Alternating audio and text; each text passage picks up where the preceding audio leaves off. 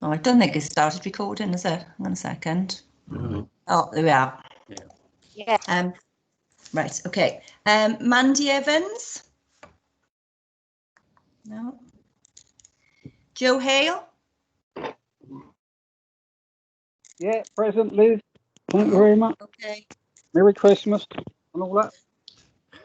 Merry Christmas. Chris Holly? Chris Holly? Sorry, I was on mute. Present. Paxton Hood Williams? Yes, present. Jardine? Here. Jeff Jones? Yeah, yeah. Sue Jones?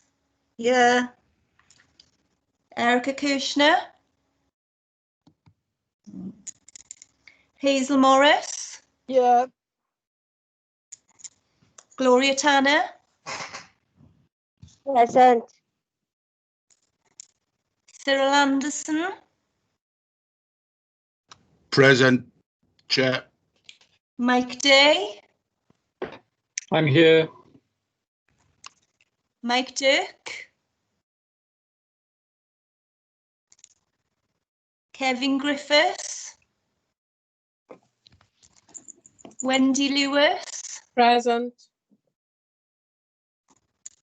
Des Thomas? Present. I've received apologies from Tony Beddow. Clive Lloyd?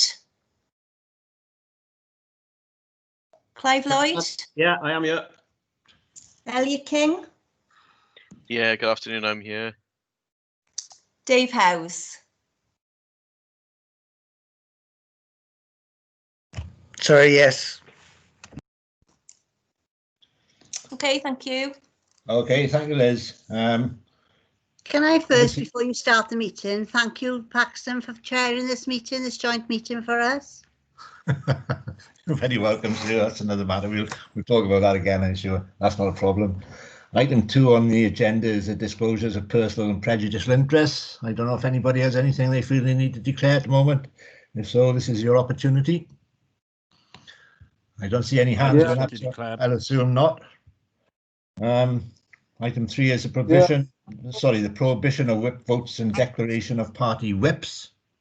Paxton. Sorry. Oh, sorry, Chris. I've got to declare an interest. I've got to declare an interest. My daughter works as. Sorry, Chris. Thanks for that. And Joe? Yeah, I'm an employee of Swansea Bay Health Board. Okay. Sorry, my apologies for that. I was looking in the wrong place at that point in time. Jeff? Yeah, well, my daughter works for the health board, so I suppose I better declare an interest. Okay. That's Jeff. Sorry, then. Item 3, prohibition of whip votes and declaration of party whips. Paxton, I put my hand up. My daughter works. Well, that's only just come up, Wendy. You sneaked that one up on me. It was up, but you looked away. All right. Go on, then. Wendy? My daughter works for the health board. And is your hand up, Mike? Mike Dirk? Yeah, just to say my missus works for social services in Swansea, that's all. Okay. I better say now, is there anybody else before I move on? As I'll be in trouble again, otherwise, won't I? I've got a daughter-in-law that works with the ambulance service, and I've never just before because she's independent from the health authority, I suppose. That's a good question. I don't know the answer to that, Sue. No, I'm not certain. If you want to declare an interest, that's always the safe thing to do. It's safer, isn't it, to do it? Yeah. Sorry. Can I move on to item 3, please? In which case, it's prohibition of whip votes and declaration of party whips. That's standard. I'm still not quite sure what it means, but there we go. Item 4 is minutes of the previous meetings. You will have copies of both minutes of both the last Adult Social Services and Child and Family Services. I'm not going to go through them page by page, but if anybody's got any concerns of those at this point in time, could they raise them now, please? There's 2 hands still up. I don't know if they're still up for that reason or not. All right. They've gone down now, so presumably nobody's got any concerns. So if you're happy, we'll sign those off unless anybody says any different. Item 5 is public questions. And I understand, Liz, that we haven't had any. No. Okay, thank you. Which moves us on to performance monitoring, notionally as far as it was concerned. However, we have changed the agenda, as you're well aware, and really, and that's at the request of the department. But obviously, things have moved very quickly in Swansea recently, and the situation, in terms of the situation of the virus, has changed dramatically. You've only got to look at the Evening Post and the figures for Clydach that are there on the front page, and it spells it all out. So, and consequently, in terms of this meeting, and from previous meetings that we've had, discussions with the Director, Social Services, and the 2 responsible Cabinet members, Sue and I had agreed, wherever possible, we would look to reduce the workload in terms of what Scrutiny was asking for officers in terms of carrying out the process. One of the reasons that's one of the reasons why we have a joint meeting today, because we were looking at this point in time, or earlier, not at this point in time, to combine performance monitoring for both services at today's meeting. But the way things have moved this week, we had discussions from Monday asking us if we could change that. And really what we're going to have today, and in fact, we did offer, to scrap the meeting because of the situation, but they said no. Dave in particular, the Director, wanted to take the opportunity to brief members of both committees fully of the situation, so that we understand where they are in COVID and where we need to be going. So if you're happy with that, I think we have to be. I don't see that we have any choice. I'm now going to ask David whether you would now like to start your presentation, please, David. Chair, I think Clive wanted to say a few words first, if that's okay, Chair. Okay. Could I possibly come in? Yeah, thank you, Chair. Listen, I'll be brief. Can I start by thanking both chairs and the panel for the request to focus on just the one item today. I'll just cover off some of the adult social care aspects, and Councillor King will come on at some point in terms of child and family. But we really wanted to focus on the situation we get in respect of adult social care today. And one of the reasons, you're quite right, Chair, you did ask whether we wanted to cancel the meeting. But one of the key reasons for us going ahead with the meeting was that you were fully updated, not only as a panel, but more importantly, as representatives of communities, because we really think that it's important that some of the message that we're trying to get out there, we can put through the media, but you are leaders within your communities, and hopefully you can take away some of the really sobering messages that myself and Dave particular will outline today. And thank you again for hopefully we can contain the meeting to within that 45 minutes time slot, because Dave and his teams are literally working flat out, and we're finding ourselves in a situation which feels a lot worse than the first wave that we went through in March through to June. And I make no apologies by starting and thanking the teams, the people that work on a day-to-day basis within social care, for maintaining a position which is really in a difficult place. I've just come off a call with the heads of service, the head of adult social care and head of integrated services. And again, I'm absolutely blown away that we're still, even in this adverse situation, where services and homes and domiciliary care and all support services are absolutely exhausted, that they're coming up with solutions to the solutions. So it's a testament to the value and the efforts and the commitment of our teams within the council, that they're continuing to respond in the way that we've become accustomed to, and that never should be forgotten. But Chair, you've alluded to it, haven't you? You'll be aware of the infection rates that have been increasing rapidly over the recent weeks. Swansea yesterday was stood at 667 per 100,000. Nice Talbot even worse at 770 per 100,000. And the cases appear, by the modelling, to be doubling right in the region around every 9 to 11 days. And that's having a huge impact around social care and health across the region. Swansea Bay University Health Board has some of the highest hospitalisation rates and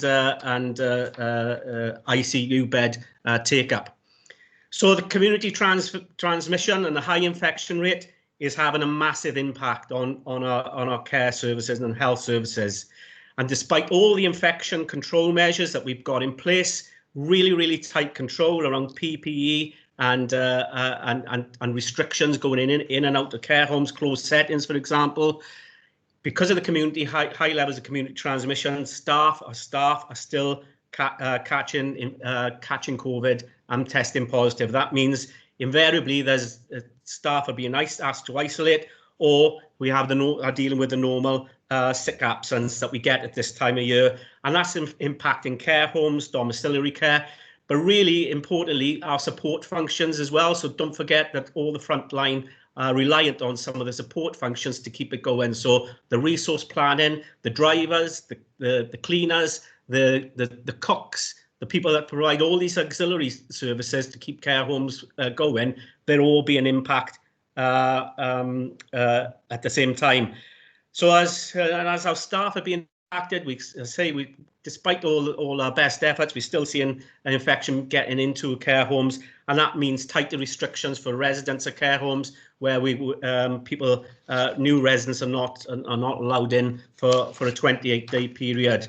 So effectively across the region, we're short of staff. Let's be blunt about it. We're struggling to maintain staffing levels for some of our most vulnerable residents in a number of care homes, and this is bringing huge pressure. Dave will outline that in terms of RAG status, we have a number of care homes that are in the red category as it currently stands, and we are managing them on a day-to-day basis. But we have a small number as well that are above that red status on a very severe level of failure. And again, staff are being absolutely immense in their efforts to keep that going on a day-to-day basis, but that is really fluid. We've talked previously, haven't we, about planning for a second wave and using modelling to put those plans in place. So we've been having ongoing discussions with trade unions about what would it be like for a surge or super surge position. But this current situation is much worse than that. It exceeds all the modelling that we were planning for. So whilst we try to create extra capacity in terms of beds, the reality is, in many respects, we just haven't got the staff to service that extra bed capacity. So we're working on additional plans. As I said, we've got a resilient and fast-thinking workforce, and so we're working on additional plans again, which Dave will touch on. But that comes at a price. We've always been consistent during since the lifting of the first lockdown in May and June, that whatever we would do, we would try and retain some of the key services that we had to stop during the first wave. So things like day services, respite, for example. And we also asked families to take more, to help more with domiciliary care. We try to keep those going as we possibly can, but the current situation with our staffing and our resource going into the winter period, that means we're having to look at that again and look at the possibility of scaling back some of those services. We were absolutely committed not to roll back on this time because it impacts residents and their families. But that's the situation and the scenario that we've got. But as I say, Dave will touch on some of the actions that we're going to take, we're looking at and maybe implementing. But I want to make it clear as well that this is not just an adult social care problem and not just a social care problem. I'm absolutely insistent that this is dealt with, and the response to assist is a council-wide approach. So Dave will outline some of the actions that we'll be looking for. Some of those support services, some of those auxiliary services that I touched on that are critical to keeping the front line going. We'll be looking for a wider council commitment in terms of supporting that, but also within our region and within within the third sector that we're talking to as well, to ensure that we get through the next weeks and months. Dave will probably touch on some of the good news about the vaccine, and hopefully that will start commencing. Well, it has commenced in parts of the health board, but hopefully mass vaccination centres and vaccination of care home staff can commence sooner rather than later. But this, I don't want to just detract away from what is the here and now and a serious situation that will get us, that we'll find ourselves in for the next few weeks. So, Chair, thanks for that. I'll hand over to Dave now, who will take you through with a bit more of the detail of what I've alluded to in my opening address. Thank you, Clive. Obviously, a very sombre outlook that we have at the moment. Did you want to speak at this stage, Elliot, before David comes in? Thank you, Paxton.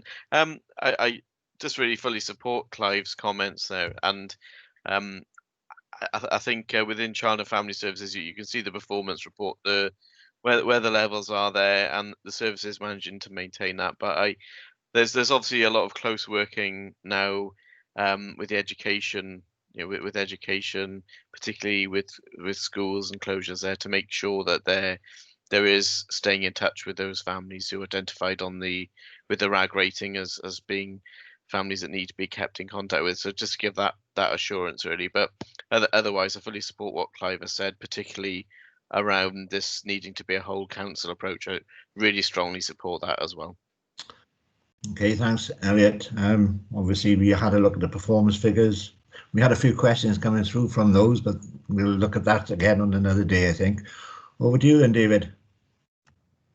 Yeah, thanks. Thanks to both the cabinet members for their introductions, and thank you again to the panel for being so supportive and accommodating of making this process work for us, but also, carry on fulfilling that important scrutiny function. I'm hoping Liz is going to be able to present her screen, and I'll take us through a presentation. That seemed like the easiest way of keeping us on track. Liz, are you able to do that?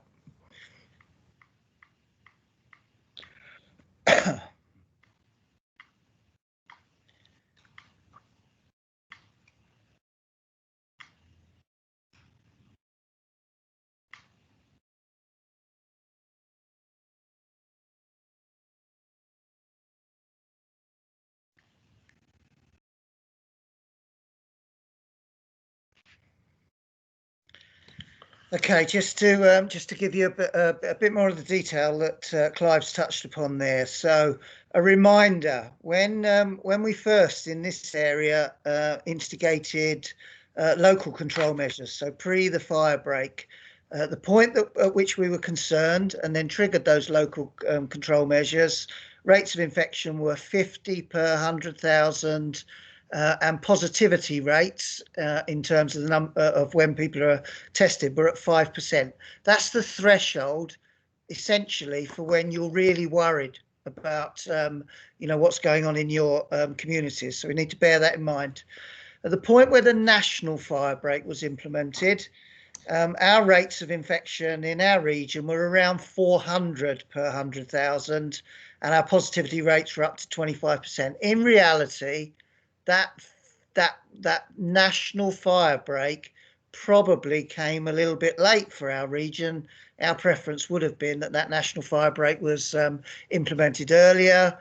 The reality was it was a different position across Wales, so that that position around when do we take a national approach or implement national measures took into account that variability. But for us, it was probably a little bit later than would have been best for us.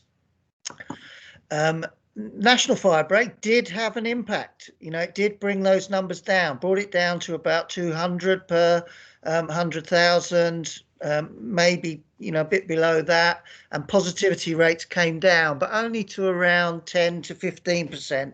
So even as we were coming out of fire break, we were still very concerned about the circumstances that we found ourselves.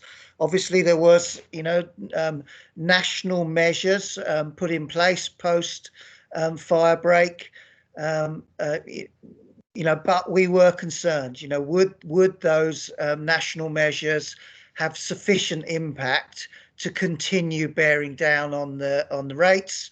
Our concern was they perhaps weren't strict enough for what we needed in this region. Sadly, as Clive has already alluded to, that worry has been borne out. Each time I've updated this presentation, events overtook us. So at the point that I was last updated this, I was talking about infection rates now above 600 per 100,000, so well above the level that previously had been the rates when we'd gone into firebreak. And again, our positivity rates up above 25%. Really worrying is that they're still rising. And if we look across the region now, probably now today, the reality is if you looked across the region, it's 700 plus as opposed to 600. It's above the 25%, and as Clive has already said, at the moment, that rate is forecast to double every 9 days. In some areas, it's every 7 days. And there's local variability within that. You'll have, as you already pointed out, Chair, there's particular areas within our region that are really high. There's been one area, recently where it was already above, 1,200. So it's a really, really difficult position for us to be in. And as Cabinet members already flagged, the reality was we were planning for reasonable worst case scenarios, and this scenario that we're faced with is even more challenged than we could possibly plan for in reality, particularly that devastating impact on the workforce. Next slide, please, Liz. So just a bit about the second wave challenge. Again, the Cabinet members already alluded to this. It is proving more difficult second time round. And that's despite the fact that we did loads of learning, implemented loads of new approaches on the basis of what we learned from the first wave around infection control, PPE, how to manage the care home sector, managing our workforce arrangements, etc., the stepping up and stepping down of services, loads of things that we did and continue to do and continue to learn and improve arrangements. But frankly, those steps aren't proving sufficient to manage the devastating impact that there is on social care and health services, and then consequently on our population, and particularly on the most vulnerable individuals who receive care and support. Demand is higher. Needs of individuals are more complex, and that's for a few reasons that are perfectly logical. As during the first wave, we stepped down a huge amount of health and care services. Well, there were consequences of that for individuals who weren't receiving those services. That led to those individuals representing necessarily with more complex needs as a result of not having received that either treatment or care and support for a period of time. Our capacity is much more stretched this time around. Again, it's because of that impact of impact on the workforce, including very significantly the rules that we have about trying to contain infection spread in communities obviously involve, well, if you are contact traced, if you're come into contact with somebody who has tested positive, then you need to isolate for a period. And that's absolutely the right thing to do to try and bear down on infection spread in communities. But our workforce are consequently much more depleted than they would have been first time round. So better infection control, better theoretical control of the spread of the virus, albeit not being played out by the numbers in terms of what we're describing now, but a much bigger impact on our workforce. I suspect the fact that there wasn't as much testing first time round, there certainly wasn't testing of asymptomatic individuals, you know, all that sort of thing has contributed to the fact that we know who's got the virus or who might catch the virus. We're then intervening to make sure that they don't risk spreading it, but they're stretching our workforce you know, beyond anything really that we, you know, is capable of being managed in a way that we would prefer to manage. There are different expectations around what we can and should deliver. I don't disagree with those changed expectations, but it has an impact. You know, a few examples of that, you know, health services first time round, you know, pretty much the health service moved to a position where it was concentrating on COVID. Elective surgery went, a lot of the other proactive health services went.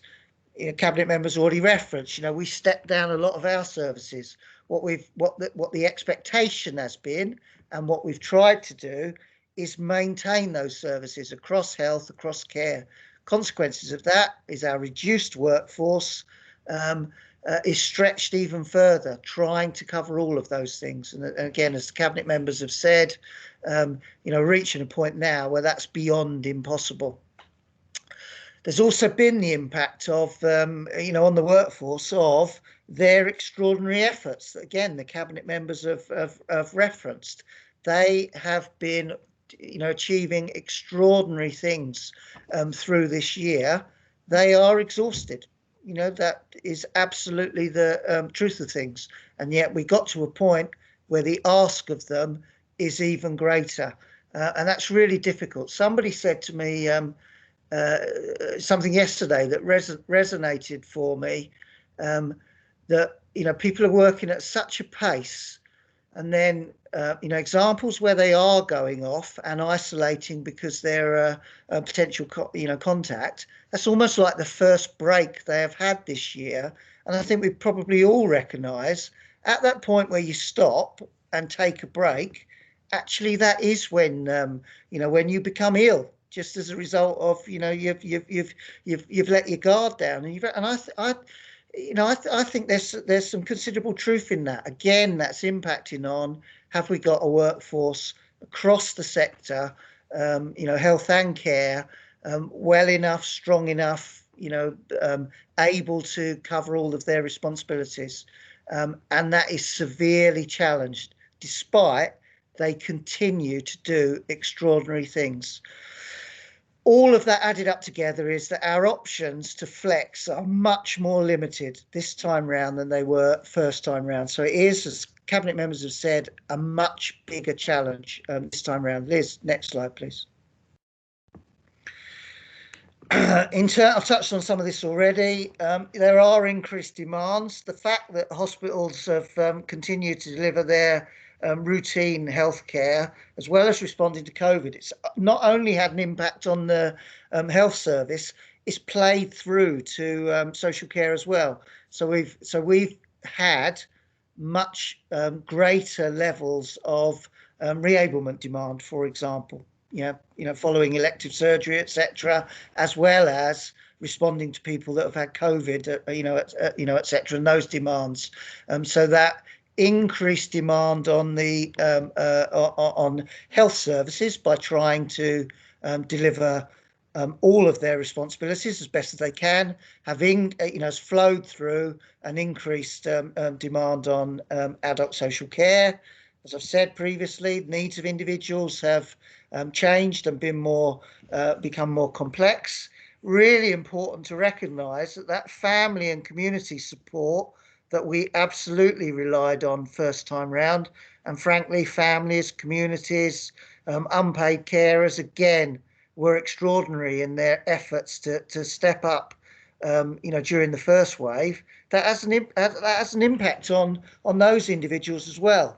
So again, when we're trying to weigh up the pros and cons of what can we keep going, what do we need to step down, have to be very mindful of, you know, we're going back to those same individuals saying, can you step in again? Can you do more when they're exhausted, when they've been really impacted by all that they've been through this year and all that their, you know, their loved ones have been through? And then just the practicalities of, people went back to work. First time round, everybody was at home.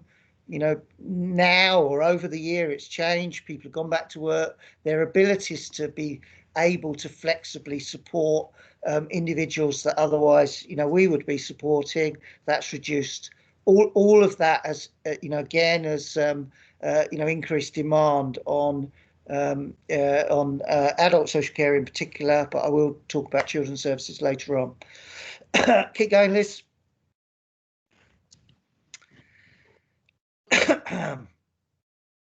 Just again, some of the specifics. So you've talked about the first point already. We've acknowledged that previously we did close day and respite services. We always maintained a level of emergency respite, absolutely necessary, or you know, individuals' arrangements at home would have broken down. That would have been far worse. Over the summer period, we really ramped that up. It was still emergency overnight or day respite rather than you know, I wouldn't call it day services because it didn't look anything like our traditional day service offer, but it was day respite for those individuals that were in you know, most need of support. We did really well to get those services back up and running. We've tried really hard in the face of, you know, infection control challenges and you know, outbreaks at different times, etc., to keep that going. Every week I receive you know, feedback from individuals saying how much they valued that support, how appreciative they are of the workforce, how important that is to those individuals.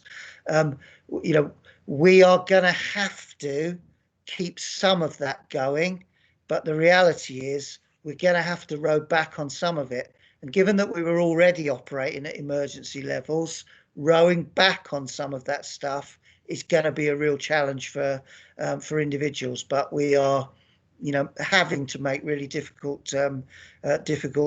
choices. We've talked about sickness absence rates, etc. Another important point to acknowledge in terms of health board capacity, on top of running COVID stuff, you know, responses, you know, dealing with routine as well as emergency care for other stuff, they've also had to take on new responsibilities, all of the testing stuff, all of the vaccination stuff. It's a finite workforce across health and care, but there are increased and significantly, you know, new and additional responsibilities that we've got to service to, you know, otherwise we've got no chance of getting out of these circumstances or keeping it as contained as possible. It's the same resource that's being asked to do all of these difficult things. So adding to that overall challenge across the health and care system. The field hospital, you know, the hospital at Bay has been being used for stuff, but it hasn't been being used for what it was designed for, which was essentially super surge scenario. So the kind of scenario that we're facing now, where the health and care system becomes overrun. How it was supposed to work in terms of our plan was there is core capacity across secondary care, certain number of beds, certain amount of staff. The plan was to create something like 180 additional surge beds on existing hospital sites. Yeah, so, you know, rather than a major change to the system, add beds, you know, but clearly adding a physical bed only works if you've got the staff to be able to, you know, to actually, you know, enable treatment and care and support of an individual. So the plan was 180 surge beds on existing hospital sites before we got to the field hospital scenario, where we could incrementally add significantly more numbers of beds with a slightly different operating model. It's not like a hospital that any of us would recognise. Field hospital is a good description of it.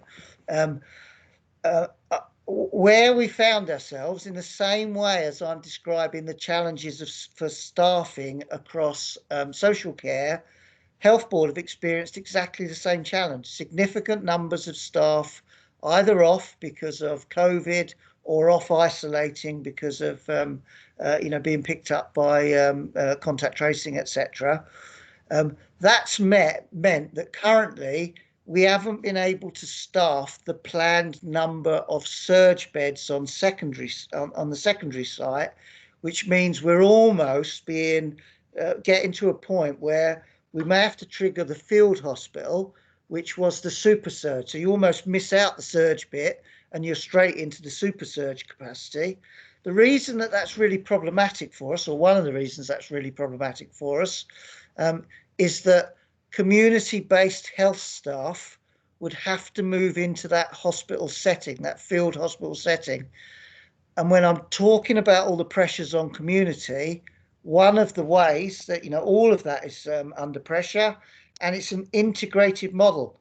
If all of the community health resources get diverted towards the field hospital, then our community services, including care homes and domiciliary care, all those individual district nursing, etc., that all gets impacted by a big chunk of our already depleted workforce would end up then having to support a field hospital.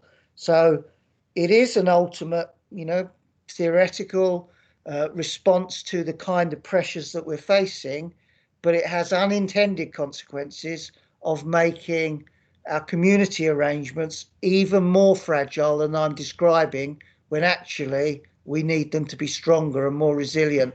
So again, no easy choices in any of this. Care homes are, first time round, one of the most impacted areas of the health and care system. With significant challenges across the whole of the UK. Exactly the same here as we've talked about previously.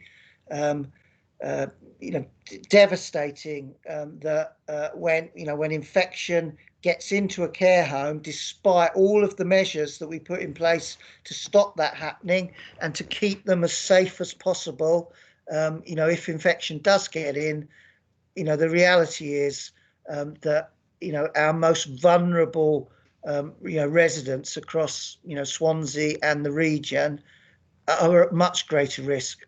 We continue to see very sadly deaths of that particular cohort in those circumstances. So real worries about the care home sector, nursing home sector. That was an area of huge worry first time round. Second time round, again, it's proving more difficult, not necessarily yet, thankfully, in terms of the numbers of deaths and the rate at which that happened first time round. So the measures we've had in place have had an impact. Hasn't there have been deaths, but it's to date it hasn't been as challenging in that area as previously. But we've had some areas where it's been really difficult in some individual care homes. What's been more problematic, and it links to this staffing situation, is a number of the care homes, and Cabinet members already referenced this, number of care homes are really challenged around staffing in a way that we didn't experience first time round. Clive referenced the red care homes, the ones we're having to monitor most closely, just to give you an idea of how quickly things are escalating. Last Tuesday, 11 care homes in our region, so not just in Swansea, but 11 care homes in our region. We were really concerned about potentially having to put staff in and out, at different times to keep them going. And of those 11 care homes, 2 of them were beyond red, as the Cabinet member described them. So frankly, on any given day, we weren't sure that we were going to be able to keep that care home going. And at its most disastrous, if we run out of staff, if we're not able to prop them up, whether it's through health staff or care staff, you could see en masse, a whole home of residents having to go into hospital, which would be dreadful for those residents because we need to keep them at home if we possibly can, and a care home is their home. Any move from a care home always has risks in and of itself, but also that would potentially en masse overwhelm the healthcare system. So we had 2 homes last Tuesday, as of last Tuesday, where it was at that highest level of concern, and we were desperately trying to find, across our services and across community health services, can we get enough people to support, those homes, to make sure that eventuality didn't happen, and that we could keep people safe and well as best we could, and keep them at home in their where they live. By Thursday, the number of homes on the red list had risen to 20, and the numbers of homes that were absolutely critical had moved up to 3. That pace of increased instability, common sense would tell you, if it keeps going at that pace, at some point we just run out of health and care staff in order to keep that going. So that's probably, out of anything, that would be our biggest risk of a critical failure, that running out of everything else is gradual ramping up of pressure. That is critical failure. When all of us would have heard about all of the work to stop the health service becoming overwhelmed, well, that is the clearest example of everything we need to do to avoid the social care sector becoming overwhelmed. That would be a critical failure. Keep going, Liz. So as I've just said, biggest current risks, workforce sufficiency. That is a massive problem. Again, just to give you some ideas, district nursing, not one of our services, but it's all linked. District nursing at different times over the last few weeks across the Swansea area has sometimes had between 50 and 60% of district nursing workforce absent from work for all the reasons that we've described. Our in-house domiciliary care services, both long-term and reablement, at different times we've had 50% of that workforce absent for that variety of reasons. It varies, if you go through all of the sectors, whether it's acute hospital care, whether it's community health services, whether it's our local authority or externally commissioned care services, there might be differential rates and numbers of people off at different times, but it's those sorts of scary numbers that we're talking about. So if you try and match the increased demand, increased pressures with our capacity to respond to them, clearly it doesn't take a rocket science, to scientists to work out, at some point something would have to give. Referenced already, that rapid escalation through surge and super surge capacity across health and care, we're missing out stages. We haven't been able to staff the surge capacity in the way that we intended because of workforce problems. We're into a super surge situation at pace, with a context of rapidly increasing rates of infection, happening now, and doubling as we talk over a 7 or 9 day period.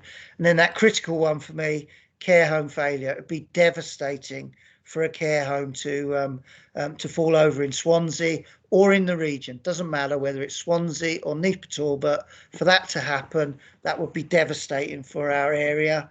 And given what I'm describing, obviously what we're having to plan for, it's not just one that we might be worried about. It's how do we make sure that it's not a succession of care homes where we would have that worry. So that is, I'll get onto that, but one of the big focuses clearly of our planning at the moment. Keep going, Liz. So emergency planning then, as we have stepped up additional beds in our internal care home provision in response to this emerging picture. We have, as we've described, maintained emergency respite, short-term placement capacity for as long as possible. We've done really well to maintain that pretty much as planned up until now. It's only really now that we're going to have to step that back significantly. It's not without cost, though, as we've said. That will impact on families, carers, individuals. We have provided additional intermediate care beds to support, continue support in hospital discharge and as much reablement as we can through the community. That's primarily by adding Parkway back into the mix. So Parkway becomes like a Bonamine House type provision. Whilst we've added those beds, on a couple of occasions we have had infection outbreaks in Bonamine House, infection outbreaks in Parkway. So whilst we've added the beds and added the capacity, at different times we've had to stop, admissions for a period of time whilst we get the infection under control, and still support people home safe and well, but then having essentially to empty the homes, get the deep cleaning, then start again. Every time that happens, that has an impact on overall flow across health and care. We did, in opening that added bedded capacity, we were trying to provide some insurance against a care home failure. I suppose at the time that we were planning it, though, we weren't expecting that we would face the situation that we do, that do now, where we could have a number of homes at risk all at the same time. So the model of having some extra beds or a home that we could, in worst case scenario, decant people to, it doesn't hold up to what we're facing now. Because having one home that you could prop up, that's great, but what happens when the next one goes? If in that worst case scenario, so that plan hasn't proved sufficient. And I'll talk about what we're doing to respond to a different challenge now. Then we have continued to provide significant amounts of support to external providers. That's been staff. It's also been significant amounts of money that Welsh Government have said that we're able to provide to external care homes and then claim back from Welsh Government. So that scheme has worked really well, and again, we've had lots of positive feedback from care homes about how helpful how helpful and smoothly that arrangement has worked. So credit to those back office staff that have been managing that. We did open some additional long-term residential care beds, beyond what we would usually be offering in-house. And that tends to be a response to demand, in the hospital. Mostly what we're looking for in-house is either reablement or, emergency respite, etc. But we have been able to offer some additional long-term capacity. If somebody's getting delayed, and they might not have been looking to use one of our homes, but we've made the we've made the offer rather than people waiting to go out to the external sector, particularly as the cabinet member said, if those homes are in lockdown for significant periods, an individual could be delayed for a significant period. So we've added those beds into the system. Keep going, Liz. Domiciliary care. Cabinet member referenced, or cabinet members referenced whole council approach. One of the things we have asked of corporate colleagues is to increase the level of, well-being support and also sickness absence support to the department. I suppose what we were conscious of was, as well as managing a really difficult day-to-day situation, our frontline managers are also expected to, oversee the well-being support, deal with people that are off work, make sure they're supporting them to get back in. And frankly, they didn't have time to do that well enough.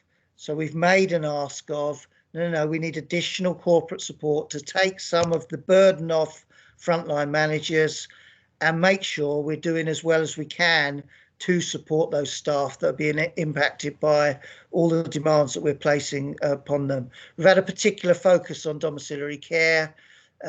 Frankly, that support is needed elsewhere as well, but you've got to start somewhere. We started with domiciliary care as an area that we were particularly concerned about. Hope to extend that further. We are doing other stuff for other areas of the service along those lines as best we can. Did some work around rotas to improve rotas, both for the benefit of staff, but also to make sure we didn't inadvertently lose capacity from our services, given the circumstances that we're facing. Done a lot. I mean, staff have been remarkable. You know, the people that have taken up different roles that wouldn't usually be their, you know, their normal role. You know, working a day service usually, instead working in a residential care home or delivering dom care. You know, all sorts of examples of that. You know, done lots of flexions of staff, and the staff have been great. We had to, you know, it seems like a small thing, but manual handling training just didn't work. And, you know, the traditional model of doing it didn't work with infection control measures, have to come up with new arrangements. What we couldn't have, though, was not have that training arrangement in place. Otherwise, we had staff who potentially are able to come and help us, and then they can't. So we've had to flex and innovate and sort out alternatives. All that sort of stuff is going on. Have done and continue to do lots of work, both about recruiting staff from outside. And one of the things I was particularly pleased about was targeting individuals that our employability teams in the Tackling Poverty Service are supporting, and trying, you know, that becoming an opportunity for those individuals, and then a great help for us. But also, as is happening again at the moment, a kind of call to arms from the rest of the council, you know, who could come in and help, whether it's with ancillary type services that cabinet member referenced, or whether it is people that have some experience of, you know, of delivering care, etc., who we can, you know, we can bring back onto the front line with appropriate, you know, mentoring and training support. You know, some people were able to support with that first time round, definitely asking for it second time round. And as cabinet member referenced, we've really gone hard with the third sector, have been fantastic again during the first wave, and continue to do, you know, loads of fantastic stuff second time round.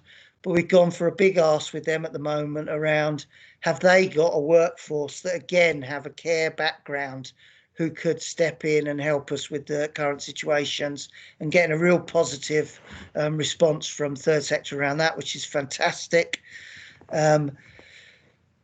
Continuing to work with external providers. So there's been a lot of good work, which we'd always planned, around making sure that the care packages that we're currently offering people, you know, we're not over-resourcing that. There's a couple of reasons for that. Clearly, we need that capacity to support most urgent needs at the moment, but also it's not great for individuals. You know, if you don't want people trooping in and out of your house unnecessarily. And again, that seems to work really well first time round. We're revisiting that during the second wave to make sure, you know, we don't lose track of that with, you know, people taking their eye off the ball just because it's so difficult at the moment. So again, I'm pleased with that, you know, as an area that we've continued to focus on. Keep going, Liz. Social work capacity, you know, so again, you know, like every other area, really stretched, really impacted by absences. We did a lot of work from the first wave and then through the summer to restructure, ready for a second wave, and essentially implement a functional model. Be really clear about, if push comes to shove, like the position that we're in now, what are the absolutely crucial things that we need to deliver, and just make sure staff are lined up to do that. So that, you know, that's a good piece of work. That functional model's in place. It's really stretched. So again, our forecasts around likely levels of demand been exceeded. So we're having to, you know, not only flex the workforce, but try and pull more people into support. Listed there, priority functions. You know, we are absolutely at the point of really, you concentrate on keep people safe, keep people alive. Stuff around, you know, longer term well-being needs, which would usually be a big focus for us. Right now, at the moment, some of that stuff is parked. You would have had an opportunity, you know, would have been usually, I'm sure, asking me, or you did ask me questions about reviews in advance of this session. The reality is a lot of those reviews have just been parked for now. We're concentrating on getting through today, this week, the next 6 weeks when we think it's going to be at its toughest. And we're going to have to come back to what do we then do to catch up later in the year, hopefully, when things ease off. We have been asking staff, and we've got rotas in place now and arrangements, particularly over Christmas, but to manage this surge, some staff who wouldn't usually operate, a 7-day service, some of those critical services, we've said, given what we're facing now, given what it's going to be like over the Christmas period, we've had to ask them and put in place arrangements where there will be 7-day cover in place. Obviously, lots of our services run 7 days anyway, but there are some services that don't. An example might be community equipment. It'll be running 7 days a week. That, staff have to be accommodating of that in order for it to work.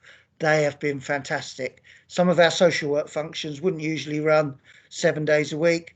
They will be running 7 days a week. Bits of them, not all of them, but bits of them. Usually we'd be relying on EDT, our emergency duty team, to cover over the Christmas period, for example. Well, they will be covering, and they will have more resources to be able to cover more, but we've also got other staff coming in to run some of our some of our services during the day to make sure that we can keep on top of things as best we can. We have been recruiting right across the piece additional staff for this period, and it's for two things really. I've referenced them both. Survive the surge, the super surge, as best we can, keep it going as best we can, avoid any critical failures as best we can, despite our worries about that. But also, we're going to have to catch up on backlogs at some stage. So some of the staffing is going to be about, well, at some stage, we've got to get back to, get back up to date with some of the work and things that we've parked for a period of time.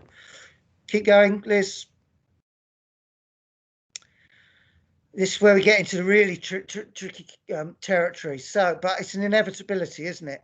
If you've got all of the demands that I've been describing, all of those risks of critical failure, and you've got a stretched and depleted workforce, at some point, you have to make really difficult decisions about restricting care. And during the first wave, we asked a hell of a lot of families and informal carers. They stepped up. They were fantastic. We didn't get to a point, though some people probably felt like we had, but we didn't get to a point where we just had to say, we can't do it. Yeah, it was a negotiation, a discussion, and people stepped up and, we released enough capacity to be able to cope first time round. This time we're at a point where we have to contemplate, actually our position will be, we can't do that. We can only offer this much. Therefore, care is restricted in a way that we wouldn't contemplate in any sorts of circumstances. That's different. If we could manage the bit that said, no, we'd negotiate and clearly we'll try and do that. But we are facing a point now where we will just have to say, our offer isn't as good as it should be, but it's the best that we can do.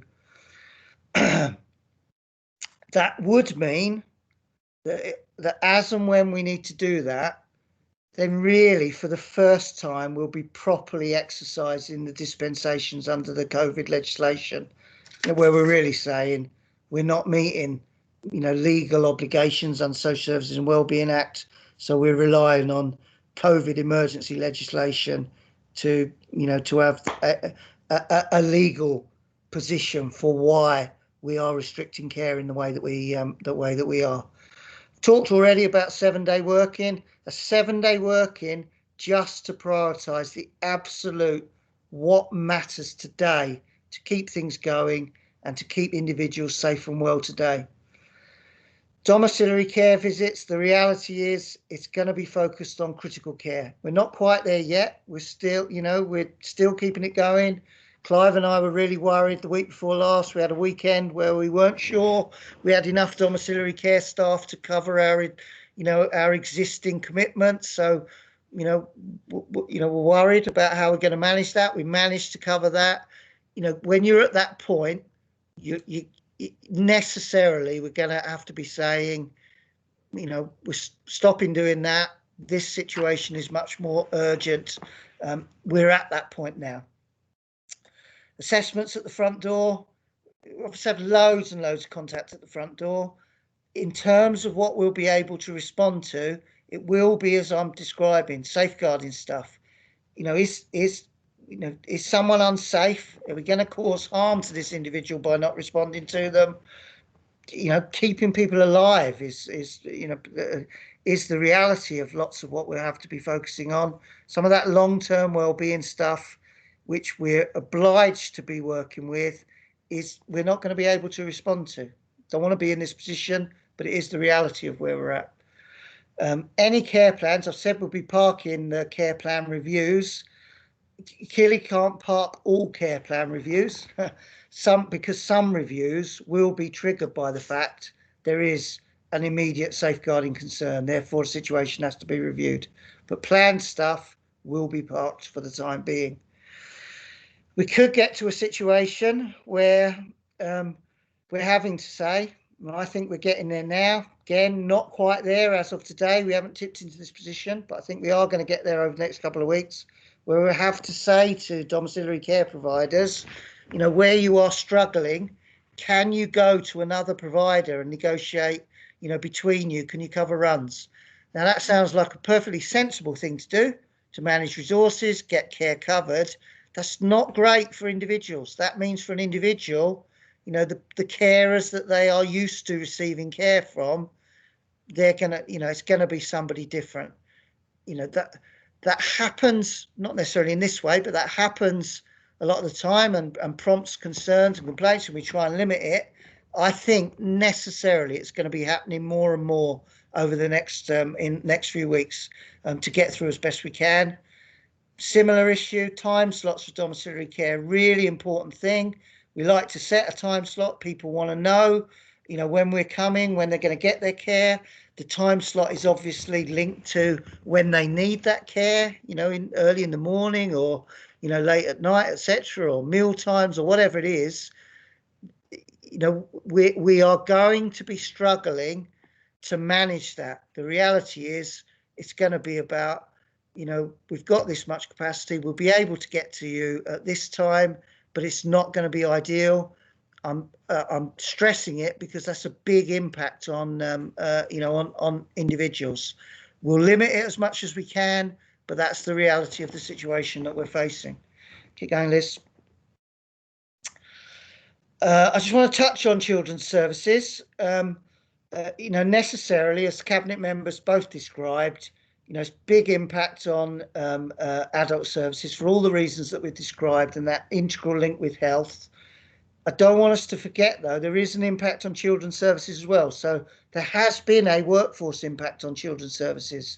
You will have seen from the performance report, there has been an impact on performance that is linked to that workforce and some of the working remotely type arrangements. If Julie had been here, Julie Davis, new head of service, for a usual update, she'd have been explaining what we're doing to overcome that. But the reality is there has been an impact, and there'll probably be, some impact despite the mitigating steps that Julie has taken. I think will improve things.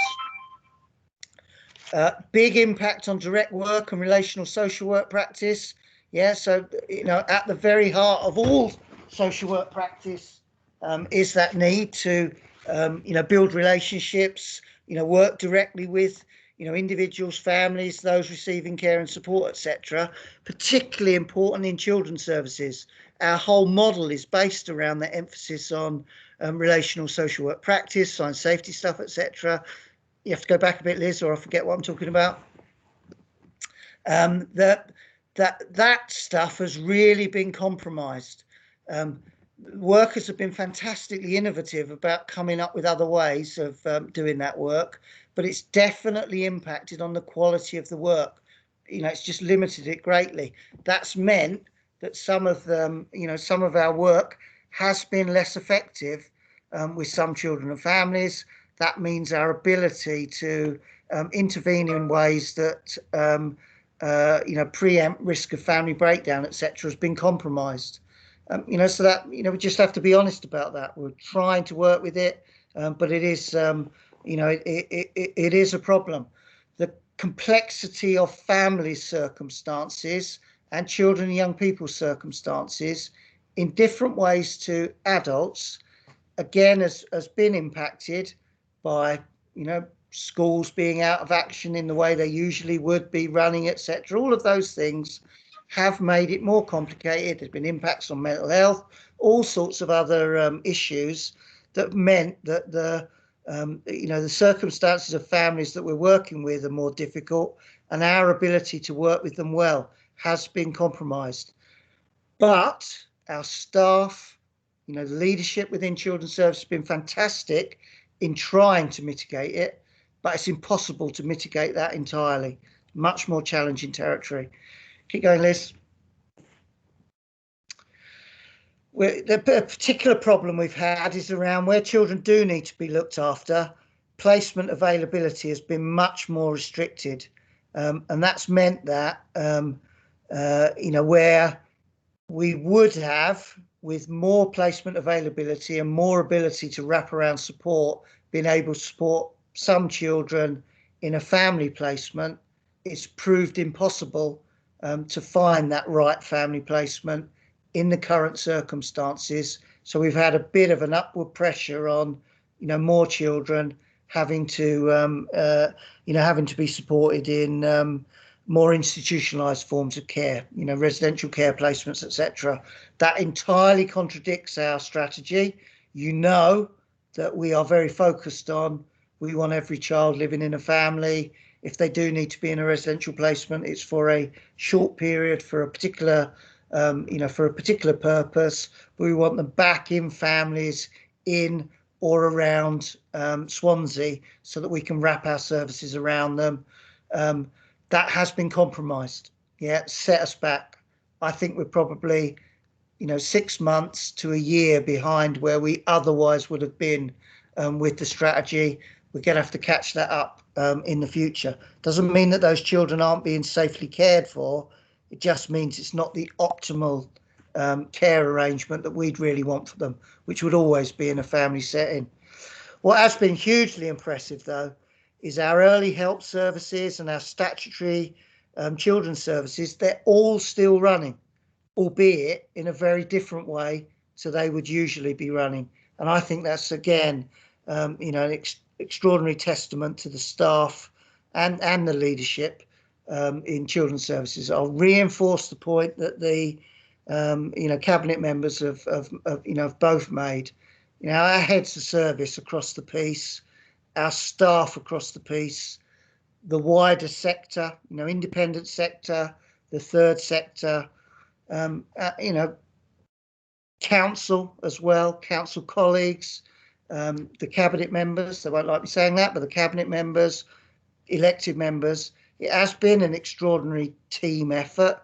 It is fantastic credit to everyone, but that social care workforce and the leadership, heads of service, across the workforce, they have been remarkable, absolutely remarkable. And we have to, I just think we have to say that over and over again, and to continue saying it over and over again for the next 6 months or so at least. Next one, Liz. So just a quick thing on vaccination.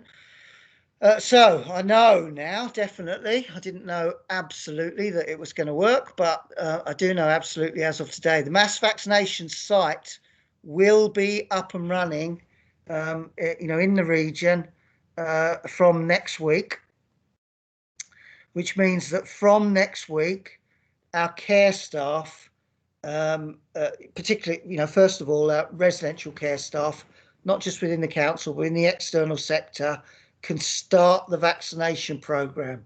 So, care homes being contacted this week, and care staff are being invited in for vaccination. In reach vaccination, so the vaccination of care home residents that requires, you obviously can't invite people to a mass vaccination site, people who are living in care homes, so you have to go in and vaccinate people in the homes. The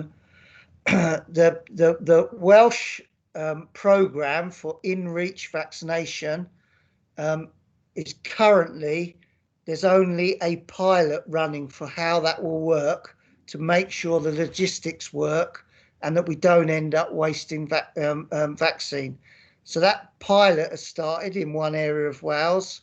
We're expecting the feedback from, lessons learned, success or not of that approach over the next week. And there is still an ambition to start in-reach care home vaccination before the end of this month. Realistically, I'm thinking that's more likely to be January, but I don't, hopefully pilot is a success. They learn all the lessons that they need to learn. We're able then to implement, those lessons across Wales, but obviously for us, most importantly, in Swansea and in our region. So great if it happens before the end of the month. I think more realistically, it'll begin January. I can't really explain all of the science and all of the rules around why it's playing out like that in Wales. It's obviously not the council that are running the vaccination programme. It is the health board, but that's the factual position. And and certainly I'm really pleased that the that the care home staff vaccination is beginning next week. Because I wrote this presentation before some of the steps that we've now had to implement even further around the response to the situation, I just need to flag one other big step that we are working through the logistics of how we implement this week, and it's around how do we support the risk of care home failure in a number of care homes. I've talked already about the fact that our original plan, which would have been maintain some extra in-house capacity to ensure against a potential care home failure, and explain why that doesn't really work given what we are facing now or could be facing now. So what we're proposing to do is to try and create almost like a mobile workforce of care staff and community health staff that can go in and support care homes, if they reach this point of crisis, in theory, go in for a few days or a week, and then hopefully the workforce, of that care home are back up and running and able to step back in. We've been doing some of that to prop up the care homes that have already been, we're doing quite a lot of it to prop up the care homes that have been struggling up until now. But our view is, unless we create almost a dedicated workforce to be available to concentrate on that, then ad hoc arrangements are going to fall over. So we're working through at the moment the logistics of getting that up and running in Swansea and Newport Talbot, across community and primary health, and across the mental health directorate in the health board. So over the next day or so, hope to be able to confirm, yep, those arrangements are definitely in place to whatever level of capacity that we're able to shore up. One of the reasons that I'm flagging it is it links to vaccination, because that workforce will be a workforce that'll have to be mobilised at short notice to go wherever things are most difficult, and they'll only be most difficult if you're having to deal with a significant COVID outbreak. So for those staff, they are going to have to be staff that are vaccinated, to at least, whilst the first vaccination, that you obviously need one vaccination and a subsequent vaccination, that first vaccination does convey some additional protection, albeit not the full protection that you would get from, the 2 boosts. But given that we need the support now, at least getting the first vaccination, done for that mobile workforce, if we can identify it across health and care. The Swansea component of it, I'm pretty confident that we'll be able to identify. As I keep saying, our workforce are fantastic. So, I don't doubt that they will step up if they feel able, and if we can release them. Just need some additional reassurance that we can do similar, across the whole of the region. Otherwise, whatever we do in Swansea won't actually be, proved to be good enough. Everyone's going to make every effort to do that, and all the organisations are working on that at pace this week.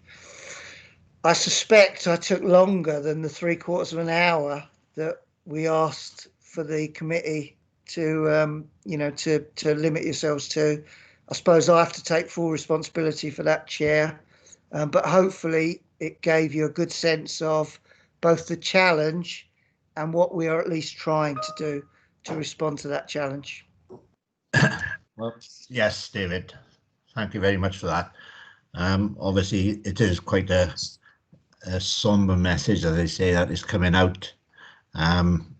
We appreciate the work that's going in, but I'll say a bit more about that after, because I know that cabinet member wants to come in first of all.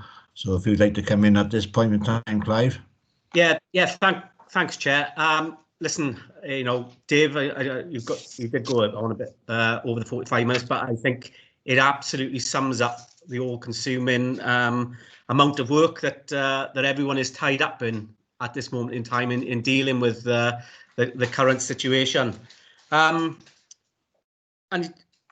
you mentioned, Dave, about you touched on restrictions and the infection rate, and it seems like the infection rate, we had further restrictions at a time when infection rates were much lower, didn't we? So we talked about fire breaks at 50 per 100,000.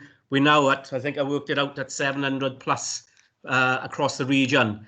And I think what we've tried to articulate with Welsh Government is the seriousness of the situation. I think I know we've been at one, both as a council, NPT, Health Board, in trying to highlight to Welsh Government that the current restrictions, which focus on hospitality, aren't enough in the current time. Listen, I'll be honest with you, I'm still hearing it today about people complaining that the pubs are shut. Nobody likes a pint more than me. I've got asked to just confirm that with the landlord of the Bryn and Moor. But it's moved on way beyond that, and I think Dave's articulated that succinctly. We have been lobbying for further restrictions. I noticed today that from the 28th of December, the First Minister has announced a Tier 4 lockdown now, so all those restrictions will come in after Christmas, where things like non-essential shops will shut again, all the closed settings of gyms, libraries, all the sorts of things that we saw in the first lockdown will come into play on the 28th. But we've got this period, haven't we, before then, in the lead up to Christmas. Again, number of households in Wales being advised to be no more than 2 households mixing. But there is an ask, like I said at the beginning, for everyone on the panel, and for you to take back to your respective communities, your respective parties, about, we've all got a role to play potentially in helping the service get through the next, certainly few months, few weeks, and beyond, until a time when we can get the vaccination rollout. And it is still about those key messages about, the hands, trying to minimise mixing with other households, with other people as much as can. If you think back to the first lockdown in supermarkets, where you could only go in one person at a time, It was there were restrictions in the aisles and, you know, one-way aisles, all these sorts of things. You know, I'd ask people to respect again and you know, try and adhere to in the run up to Christmas, so that we can help the service in that small way, in trying to reduce and minimise the infection rate in the community as much as possible. It may not seem a lot, and it's a big ask as we go into Christmas, but you know, it's something that we should all take on board in light of what Dave has outlined. So, you know, we'll continue lobbying Welsh Government. I think time is running out for that. There will be a full lockdown after Christmas, it seems. But in the meantime, I would just ask people to take back these messages to the community on what roles you can play. So, so thank you, Chair, for that opportunity to come back. That's fine, Clive, that's not a problem. There are a couple of people who put hands up to ask questions. Are you happy to take questions for a short while? I don't want to extend this too long for you because obviously you need to get back. But if I can call in Jeff first of all. Jeff Jones. Yeah, it's not a question. I must admit, I appreciate, you know, everything that's actually been said today. Well, I think I doubly appreciate now and understand a lot more fully. I did quite a lot of questions actually written down, but as Dave went through the slides, I think he answered them all. Clive actually perhaps put it in a nutshell here. We're only really a scrutiny committee today with a small amount of members. Could we ask all councillors, get the leader or the leaders of each party to actually ask all councillors to actually look at this recording today? I don't think Dave wants to go out and spread it so many times and so on. So it's just a suggestion, actually. Makes sense. I think I don't see any reason at this point in time why we shouldn't do that, but we'll certainly ask the questions as you always do. Joe, you wanted to come in? Yeah, just two issues really. Support Clive, Councillor Lloyd, in what he said about the restrictions, and of course everything's led by evidence, not necessarily just scientific evidence, but track and trace, all the stuff that should be going on. And of course, if the evidence points towards areas of high transmission, then they're the things we should target, much like our vulnerable and our elderly people that seem to be, and certain areas, other areas of our community that seem to be susceptible to COVID-19. But more specifically, a question for Dave. During your report, you did say that some of our residential care homes had to be shut for deep cleans because of outbreaks. I was just wondering what residential care homes they were, and are they all back open now? It's happening in a number of them. It's really as soon as you get a staff member or a couple of staff members who are you know, who pick up the infection, and this is generally from outside of work. You know, it's community transmission. That's what happens. For all of those homes, I'm not. It's probably the other way round. Over the period, I think we've had that in every one of our in-house homes. Maybe one, I can't remember off the top of my head, but maybe one or two have avoided it. You know, again, more by luck than judgment. So you'll always get a situation where that's happened and admissions are suspended for a period, and then you have to do deep cleaning. The ones I was referencing in particular, Joe, were Bonamine House and Parkway, and the reasons that they are particularly vulnerable, I suppose, is that they're out, that we've been using them as reablement provision. So they've got people new admissions, then discharges, and then new admissions constantly. So there's a lot of flow of residents and then a big workforce because you're doing reablement stuff. So they've been particularly susceptible. So Bonamine House has had 2 significant outbreaks, and on both occasions it's meant that we've had to finish the work with the residents, get them safely discharged home, during that period, not accept any new admissions, then close it completely, deep clean, leave it for 3 days, then reopen it. Parkway is in that situation now. So a number of staff have tested positive, therefore an outbreak's been declared. Doesn't mean it's rampant throughout the home. Few staff have picked it up, not even necessarily a connection, not necessarily any evidence of spread within the setting, just that a few staff have tested positive at the same time, outbreak is declared. So we'll be following the same process. All of the current residents who are all on a reablement pathway, they'll be supported to get them back home. But we won't be taking admissions whilst that process works through.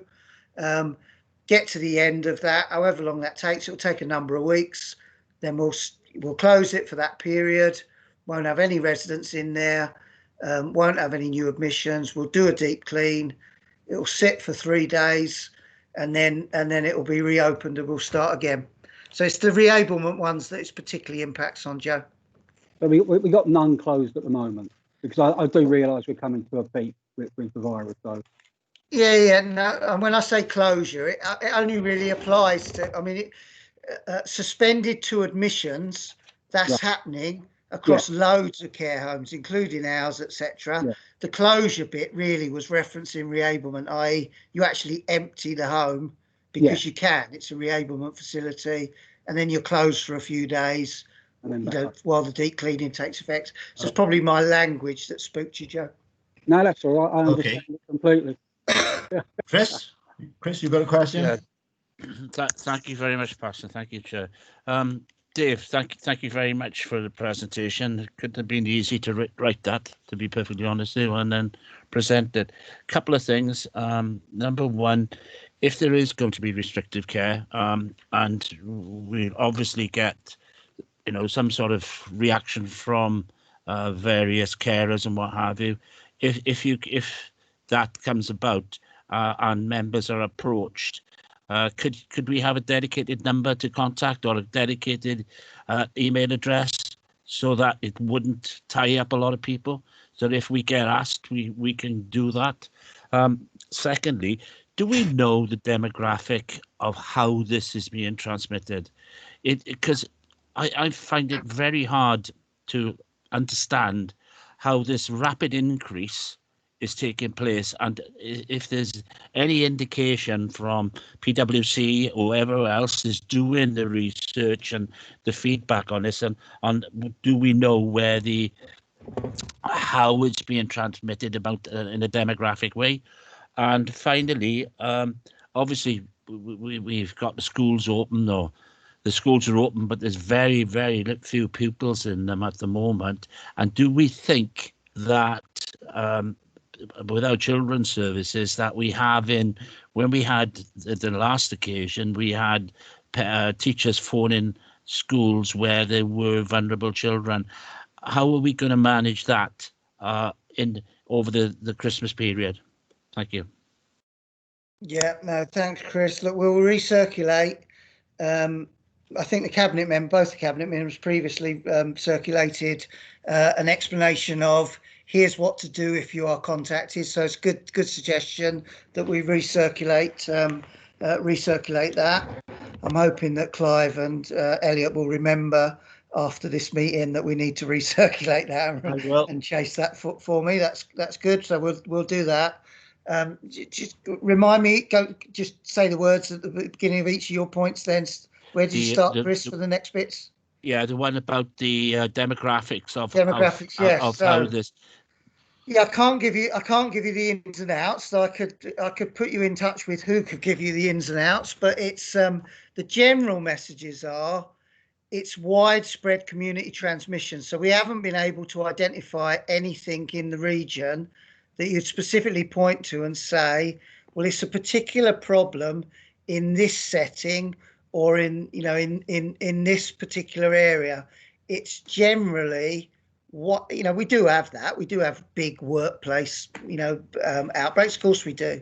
And we have the student population and some of the challenges with that's all impacted. We have, we've had particular schools where there's been a problem, but generally it hasn't been in school transmission. It's generally been the schools become a problem because of community transmission in that particular area. It's generally been widespread. So you wouldn't point to a particular, it's this area. At different times, there are big clusters in some areas, but if you looked at the overall position, it's widespread community transmission in our region, and it plays out in workplaces. It plays out in all of the other areas. And in terms of the age bit, it generally follows that pattern of it works its way up, through the age. So we see, increasing bulges in, younger, and then when I say younger, it's not always, children and teenagers sort of thing. It's, 20 to 30, and it works its way up the age profile. And where we get most alarmed, is where we are at the moment, is it eventually finds its way into that older population, and then it finds its way into the most vulnerable older population, and then we experience the difficulties in care homes, and in particular the difficulties in hospitals, where there are hospital admissions of particularly vulnerable individuals with COVID, and then sadly that's associated with with the high numbers of deaths. So it plays out like that. But generally, all of the advice to date has been it's widespread community transmission. So that's where cabinet members point, message to the population, which is please limit the household mixing, follow all the things. Even though you can do stuff now and over Christmas, please don't, is essentially the message. And certainly when you do, try and protect the, your most vulnerable, loved ones. That's a straightforward message. And then the cabinet members' message to government about the only thing that we have experienced as working to date for sufficiently impactful has been the fire break. The control measures local control measures weren't sufficiently impactful. If you look at the numbers, fire break did have an impact. So really, if you looked at numbers and you followed the logical process that the cabinet members set out, you'd be saying, well, we want something equivalent to that, and we want it sooner rather than later. And given that I said, well, for our region, the original fire break was probably a bit late, you can guess where I'm at in terms of, when I would prefer the, those measures to be in place, really. And it was something like, a month ago, as opposed to, in 3 or 4 weeks' time. Truthfully, as the Director of Social Services. Where did you go next, Chris? I'd say about the vulnerable children. During the original lockdown, we were having teachers phoning through from the schools. Now, obviously, over the Christmas period, that won't be available. But how are we going to manage that? Or is there a way we can manage it? And is there a way members can help? Yeah, I think the cabinet member touched upon that in his introductory bit. So the one of the real positives from from this whole experience has been the level of collaborative working across all places, in and outside of the council as well, but in particular the links between statutory children's services, early help services and schools have been really, really strong. So between us, we've got an agreed list of these are the children that collectively we are most worried about at any time they're not accessing school. Clearly, school holidays, there's always the case where we're dealing with school holidays. It is a bit different at the moment, as you've described. So those arrangements between us as to who's got eyes and ears on the children that we're most worried about, we've agreed that individually for each of those children. So if it's not being picked up by schools during the school holiday, we will have another professional, that's doing that. This week, I would have been concerned this week with the changes around, schools finishing early, etc., to get some reassurance that both the support to key workers that schools are providing and the support to vulnerable children, that those arrangements are in place this week, and they are, so, I'm sitting here, I'm reassured that everything that can be done for us is being done.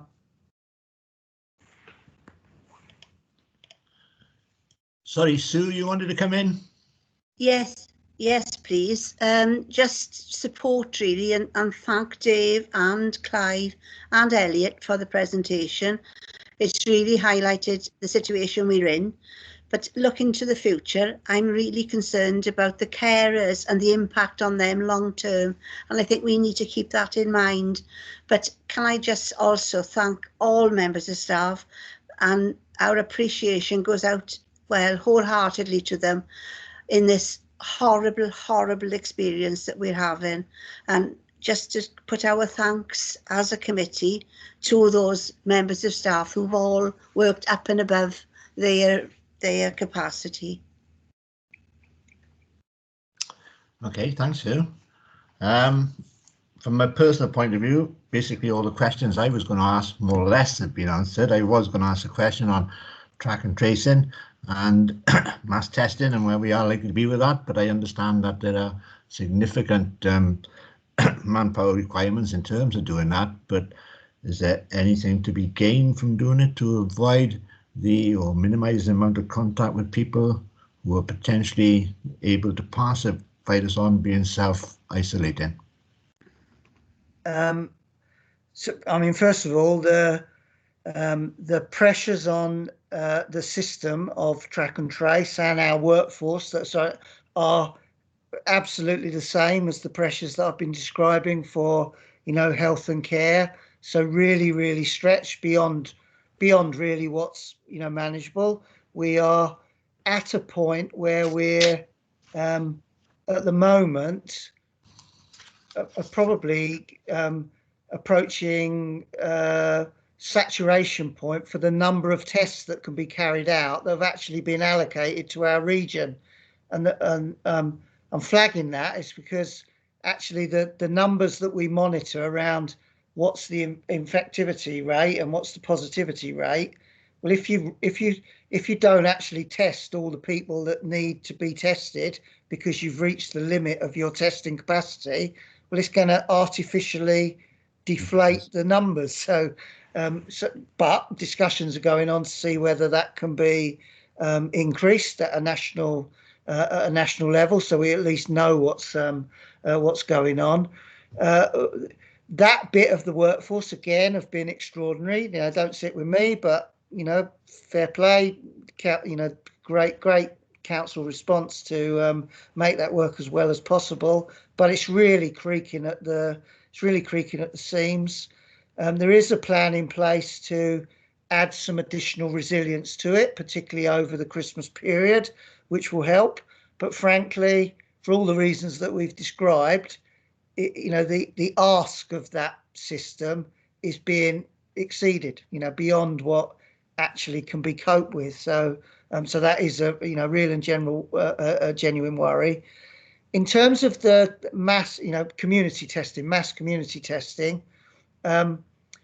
personally on all that I've seen in terms of how that has impacted elsewhere, and that some of the advice that I've heard, I wouldn't be convinced that mass community testing would have sufficient value for the amount of resource that it would take up that doesn't really exist, and then the impact overall. What I'd be a bit more, what I think would have more value is these lateral flow tests, the tests that you can get a result within half an hour, targeted use of that, particularly around people that are isolating. So if you think about care, I talked about domiciliary care staff. So lots of them, big chunk of that, our workforce, are isolating because they're a contact, but don't necessarily have COVID. Now, if they were using the lateral flow test on a daily basis and it was coming back negative, potentially they could come back into work sooner. Now, that is a model that does work in theory. There are some practicalities to overcome around, well, how do you deliver it logistically? How do you make sure the administration of the test is, what would be perfect is if you can just take the test at home, but it's got to be, you got to have regulatory approval to be able to do it in that way and then use it in that way. I think that's a real opportunity. So we're at the moment having discussions with Welsh Government about how could something like that be rolled out as opposed to just mass community testing. So that'd probably be my advice, Paxton.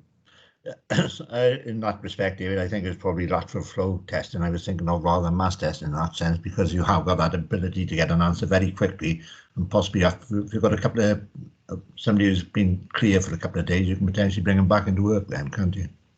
Yeah, I think in terms of, because of the you'll all have heard, worries about reliability of the test and the worries about a false negative. I think if somebody's had COVID, so they've had a test where they've got COVID, then all the isolation rules, they just stay as they are. So you couldn't use it to bring someone, to assume that someone will stop being infectious if they have had COVID. I think where the opportunity is, as I've described, people that are isolating because they might have come into contact, I think there you could use it to keep them in the workforce. And if you're testing every day, then the worries about reliability reduce exponentially because you're doing the test so frequently. Yeah. Okay, thank you. Des, you wanted to come in? Mute. Right, yes, please. Just a quick question. Very worrying figures out today about the Cydach Mawr areas. 3, 4, 5 times higher than other areas of Swansea. Any thoughts? Any thoughts on the reasons? And is there something we can learn from those that we can implement in other areas? Yeah, and it'd probably be better speaking to a public health expert rather than me, Des. I mean, the only bit that I would say is, whilst that's the one that's being picked up today, there have been, a number of times where there have been places in the region that have had really, really high rates. The overall, the thing that has an impact is all of the basic rules: social distancing, wear masks when you're supposed to, wash your hands, etc. So generally, the overwhelming thing is compliance with those public health messages. And then overall, back to the cabinet member's point, really, given that the only thing that we know has worked is when you've gone hard with a fire break or a lockdown, etc. Once we're in this position, it doesn't really matter whether some places are really high and some places are just high. It's all too overwhelmed. But I've certainly seen, I've had some involvement with, even though it's outside of our area, there was, real worries in resolving about, around really high rates. And if you went into resolving, once the message got into the community, my God, it's really high. Everybody knows everybody. If you walked around that village, everyone was wearing a mask all of the time. In the end, the community react. So it's probably that community response. Can you mobilise that community response to take the public health messages, absolutely seriously? And really, what you'd be doing is saying, don't household mix. Don't be looking at a rule that says, well, I can spend time going in and out of other people's houses. Don't do it, because if you're doing it, you're going to be spreading the virus. That's not a very scientific response, Des, but it's best No, I can but do. it's, yeah, realistic. Okay, thanks. Okay, I haven't got any other hands up at the moment. I notice what was going to be a 3/4 hour meeting has now become an hour and 3/4. So my apologies on that score, but it wasn't all my fault, I got to say that. But obviously, Clive's fault. Sue has already said a lot in terms of what we need to be saying to the staff in terms of expressing our appreciation. I'm certainly going to echo that and ask you to make sure that you do take it back to them as well, please, because we do understand it's a huge problem. It's a huge amount of burden that we're putting on people, and we're expecting an awful lot of them, and we are grateful for what they're delivering. So if you could take that back, we would be very grateful. Absolutely. And really, sorry. Absolutely. What you want to say? Yeah. Oh, sorry. So, yes. Okay, Sue. And basically, I think at this point in time, unless there's anything else, I will now bring this meeting to a close. But having said, thank you very much indeed also to the two cabinet members and David for being here today and giving us this presentation, because it has certainly been very enlightening, I suppose, is the best way to put it. There's an awful lot going on that we don't know about, and we do appreciate. So thank you very much. Thank you. Yeah. Stay well, everyone. Yeah, keep safe. Yeah. Before you go, I will take this opportunity to wish everybody a Merry Christmas, Happy New Year. Hopefully a better year than this year. And that's what we can hope for, I think, more than anything else. But get those vaccinations going as well. There's a few of us here got a vested interest in those, I think. Yes. Anyway, thank you very much, and compliments to everybody. Thank you. Bye. Thank you. Bye. Thank you, Chair. Thank you. Bye. Bye-bye.